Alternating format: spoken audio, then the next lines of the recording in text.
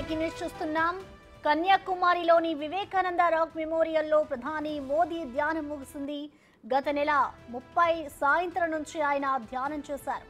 ఎన్నికల ప్రచారం ముగిసిన తర్వాత ఆయన ధ్యానం ప్రారంభించారు. కాసేపటి క్రితమే ఆయన ధ్యానం ముగిసింది. ఇవాళ ఉదయాన్నే నిద్ర లేచాక సముద్ర తీరం నుంచి సూర్యోదయాన్ని వీక్షించి సూర్య భగవానుడికి నమస్కారం చేశారు.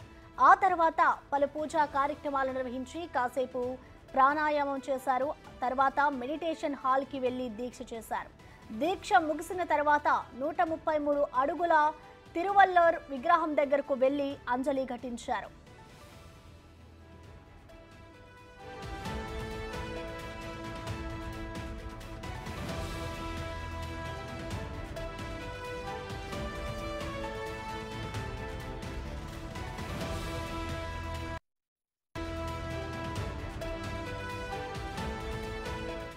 కన్యాకుమారిలోని వివేకానంద రాక్ మెమోరియల్లో ప్రధాని మోదీ ధ్యానం ముగిసింది. గత నెల 30 సాయంత్రం నుంచి ఆయన ధ్యానం చేశారు. ఎన్నికల ప్రచారం ముగిసిన తర్వాత ఆయన ధ్యానం ప్రారంభించారు. కాసేపటి క్రితమే ధ్యానం ముగిసింది. ఇవాళ ఉదయాన్నే నిద్ర లేచాక సముద్ర తీరం నుంచి సూర్యోదయాన్ని వీక్షించి సూర్య భగవానుడికి నమస్కారం చేశారు. ఆ తర్వాత పలు పూజా కార్యక్రమాలు నిర్వహించి కాసేపు ప్రాణాయామం చేశారు. ఇక తర్వాత మెడిటేషన్ హాల్ కి వెళ్లి దీక్ష చేశారు.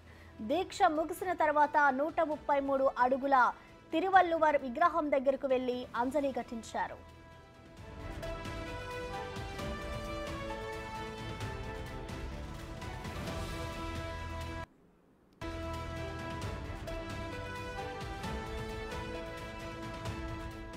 కన్యాకుమారిలోని వివేకానంద రాక్ మెమోరియల్లో ప్రధాని మోదీ ధ్యానం ముగిసింది. గత నెల 30న సాయంత్రం మొదలుపెట్టిన మోడీ ధ్యానం ఇవాళ ముగిసింది. ఇక దీనికి సంబంధించిన మరింత సమాచారాన్ని మా ప్రతినిధి శివ అందిస్తారు. శివ, ముగిసిన తర్వాత అంటే 7వ విడత ఎన్నికల ప్రచారం ముగిసిన తర్వాత 30వ తేదీ సాయంత్రం ప్రధాని నరేంద్ర మోడీ కన్యాకుమారి చేరుకున్నారు. కన్యాకుమారిలోని స్వామి వివేకానంద గుహ వద్ద స్టాచ్యూ వద్ద ధ్యానంలో పాల్గొన్నారు. దాదాపు 48 గంటల పాటు ప్రధాని నరేంద్ర మోడీ ఈ ధ్యానం వహించారు. ధ్యానం కొద్దిసేపు క్రితమే ముగిసిన తర్వాత మొత్తం 48 గంటల్లో కూడా ధ్యానం వహించిన తర్వాత ఇక్కడ తిరువళ్ళూరుకు సంబంధించిన ఒక విగ్రహం వద్ద ఆయన అంజలి ఘటించారు. అంటే గత 33 సంవత్సరాల తర్వాత గతంలో మొదటిసారి ప్రధాని నరేంద్ర మోడీ ఈ స్వామి వివేకానంద ధ్యాన మందిరం వద్దకు వెళ్లారు.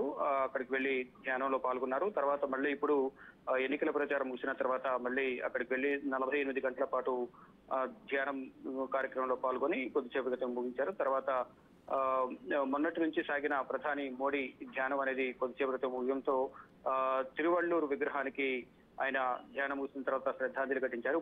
పూలమాలలు వేసి అంజలి ఘటించిన తర్వాత మళ్ళీ ఆయన తిరుగు పయనమయ్యారు. ప్రతి సందర్భంలో కూడా ఆయనకు ఆధ్యాత్మిక చింతన, అలాగే ధ్యానం, యోగా కార్యక్రమాల్లో పాల్గొనడం కానీ ధ్యాన కార్యక్రమాల్లో పాల్గొనడం అలవాటుగా ఉంది. దానిలో భాగంగా ఆధ్యాత్మిక కార్యక్రమాలు ఎక్కువ పాల్గొంటూ ఉంటారు.